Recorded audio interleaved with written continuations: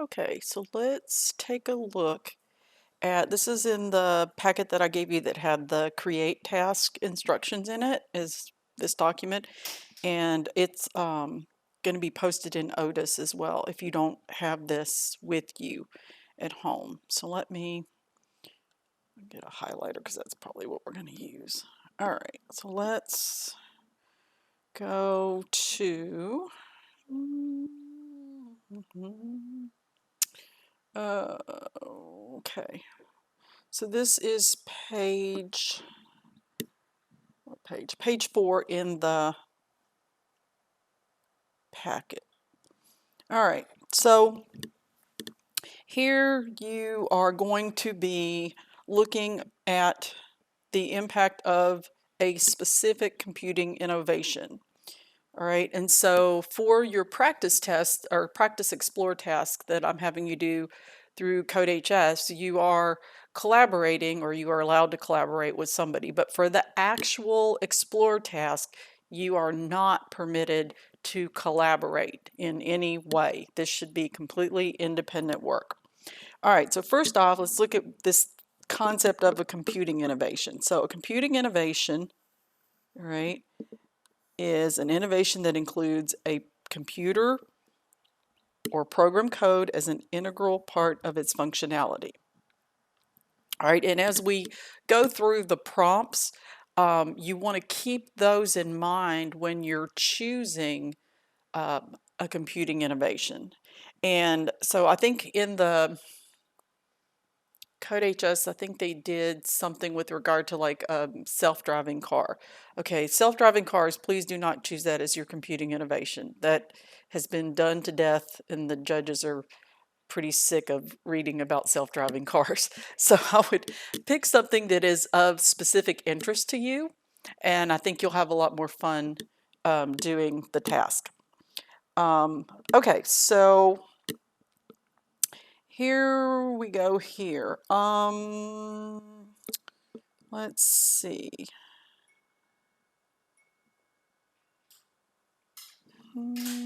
When completing the Explore Impacts of Computing Innovations performance test, you will be expected to conduct investigations on a computing innovation.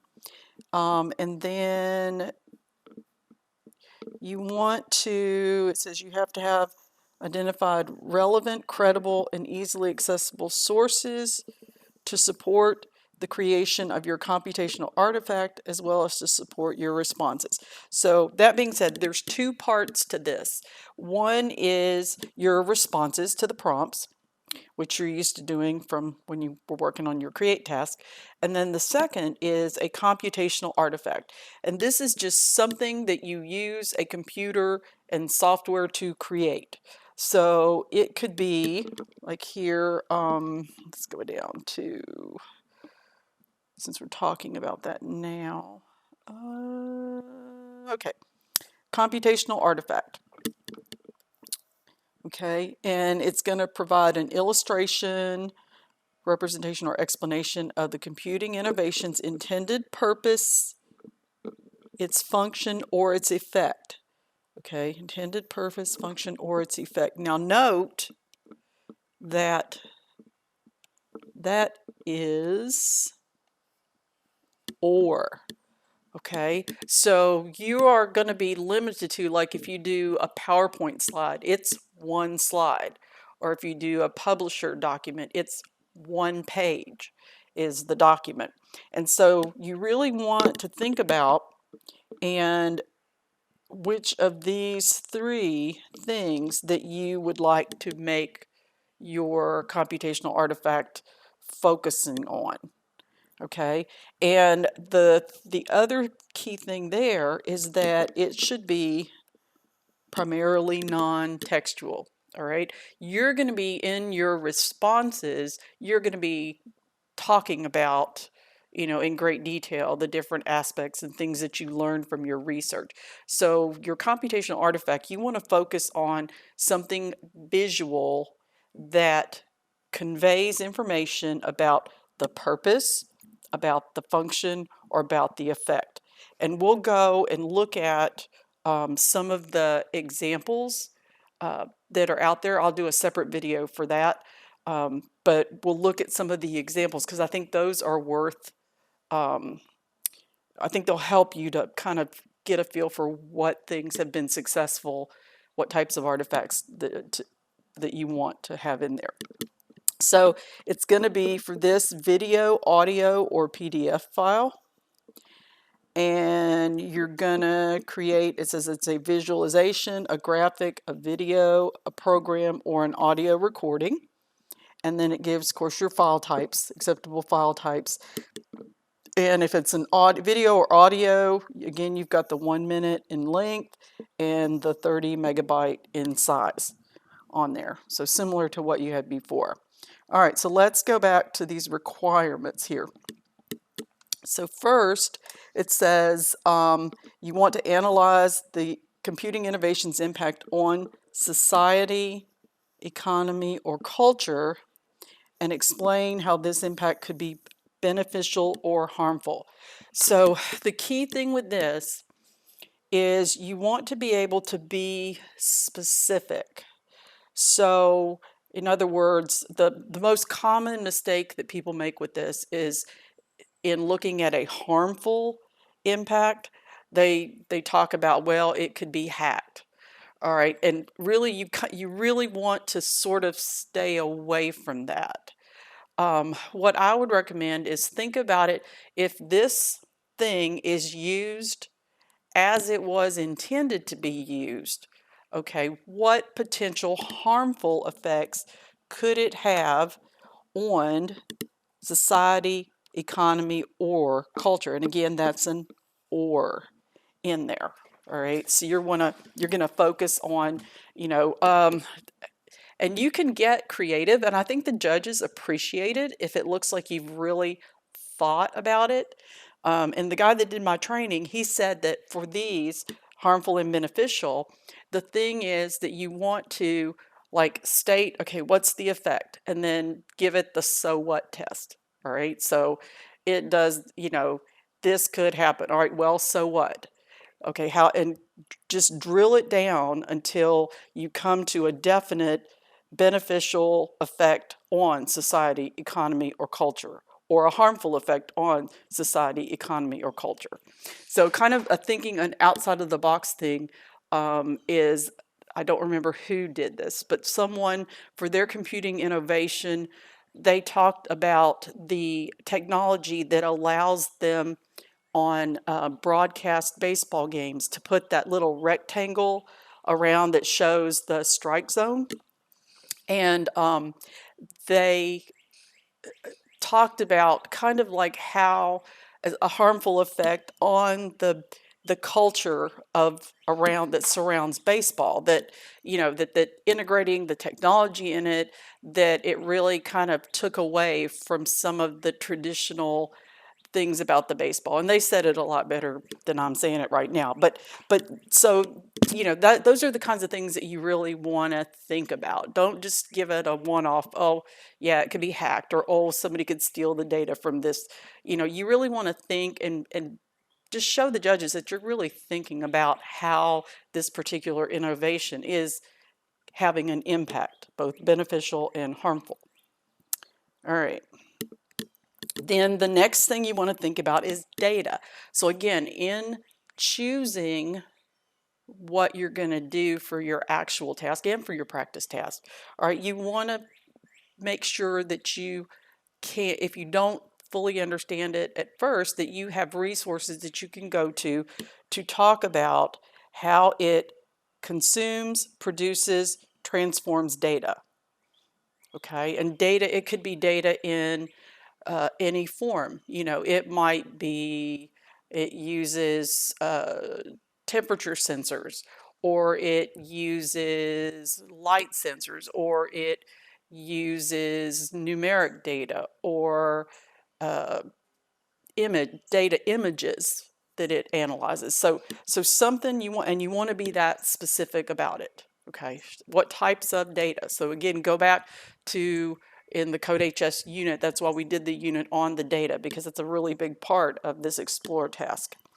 And then you're going to look at how does the data storage, data privacy, or data security concerns, what concerns are raised. So an example of that might be, for example, your the Bitcoin, okay, because that's like a big thing, is that cryptocurrency, and the fact that the the the storage of the amount of data that has to be stored for that it consumes a ton of energy.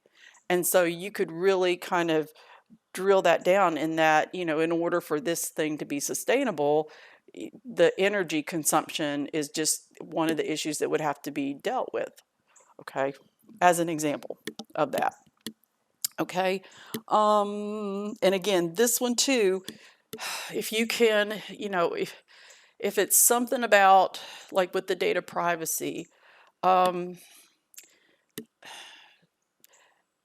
if it's something related to the hacking, I don't know. I just encourage you to kind of stay away from using that term, because they're wanting you to be way more specific about that. Okay, and so here also you want to use a variety of sources. Okay, so try to not have it all like on a website. If you have, remember, you've got like videos out there. If you have, YouTube, a video type thing, any kind of published journal articles that you can get to, but just have a variety. And then you're going to use in your responses in-text citations. So in other words, anytime that you are putting in information from one of your sources, right, you can do a number, like put a little superscripted number, and then where that refers to what number that references in the bibliography at the end. You can do, like, in parentheses, the author's last name would be another, and then they'd be able to match that to your bibliography at the end. They're not real picky about the type of citation that you use. So whatever you are familiar with that you've used in your English classes is going to be fine to do your citations. Here's the thing. So we want at least two, have to be available online or in print. And the third source here, it says it can be online, in print, or a personal interview. So if you know somebody who, is a subject matter expert on your particular computing innovation, or somebody that uses it a whole lot that would be a good source of information, that can be a reference that you can use. Then here's the other thing. At least two have to have been created after the end of the previous academic year. So anything that is later than May 2019. So it has to be newer than that. At least two of the sources have to be new. So let that guide you also in choosing your computing innovation. So you want something where there have been recent publications about that particular innovation. Okay, you don't want something so new that you can't find all this information on it, but you don't want something that's so old that nothing new has been published about it. If it is something that, you could possibly use something that's an older computing innovation, but maybe something recently has happened to bring it back in the news, or maybe and bring out a beneficial or a harmful effect of it.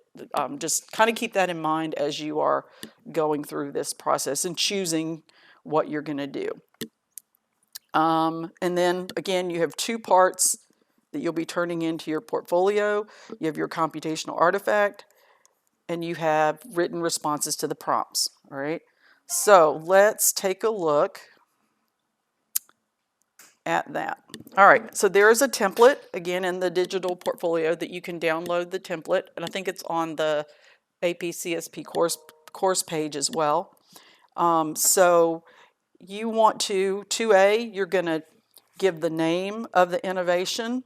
You're going to describe its intended purpose and function. Okay. Describe how it illustrates, represents, or explains how your artifact that you created illustrates one of these things. Okay. And again, this has got recommended word counts in it. Then 2B, you're going to talk about your development process. So you're going to identify the computing tools and techniques that you use to create the artifact, and you're going to give it like a step by step. I did this, then I used this to do this, and all about, so that if I could give this to someone who was unfamiliar with what you used, that they could use that tool to recreate your artifact. Okay, and again, this is where you got to really choose your words carefully, because again, they're wanting about 100 words on that. Okay, so 2C, this is explain one beneficial effect and at least one harmful effect it has had or has the potential to have on, and again, focus on society, economy, or culture. And I think, again, looking at the examples that are up on the College Board website, that's going to help. And I'm going to go through, and I'll do another video pulling out some of those that I think are worth looking at. Then 2D, describe the data your innovation uses. Okay, and again, specifically, what type of data? You know, are there sensors sensing environmental stuff? Is it taking in numeric data? Is it taking in audio data?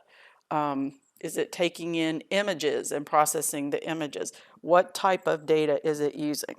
Then talk about how it consumes, produces, and or transforms the data. And then at least one data storage, data privacy, or data security concern directly related to it. Okay. And then 2E is your references. And so this gives you some guidance on what information they need for each of your references there. Okay. All right. And so then this is kind of giving you some guidance as to, so I would take a look at this as you're going through your practice one. All right, and here it talks about what would be good artifacts, like the thing you're creating. So again, visual, graphical, audio content to help them understand the purpose, function, or effect of your innovation. And uses communications media, so animations, comic strips, infographics, public service announcements that deliver this, okay? And again, think about, be creative with this. Think about, the poor AP reader that's sitting there reading thousands of these in a week. And, we appreciate it when you give us something that's unique on there. Okay, and so again, ineffective artifacts, you don't want to repeat information that's in the written responses. There's no need to do that, and that's not what they're looking for. You don't want multi-slide presentations, this paragraphs, text, or bullets. Anything that's not created by you, okay? So everything in the artifact needs to be created by you, okay? Artifacts that focus on advertising the computing innovation's functionality instead of the purpose of the innovation. Now, let me go back here. That being said, you can, and again, be sure to cite the source. All right, so in addition to the informational sources that you're going to cite, any photos, any place, like if you get a photo that relates to your computing innovation, or you use a photo as part of your representation in the artifact, that's okay to do that. You don't have to take original photos, but you do have to cite the source. And please, please, please do that, because it is so easy to find those, to find if it's been plagiarized. Okay, so please just be sure that you cite any media resources that you use. You know, if you pull a clip from a video, or if you pull if you're doing a video and you use a music in the background, cite the source for that. Okay, just be really conscientious about that.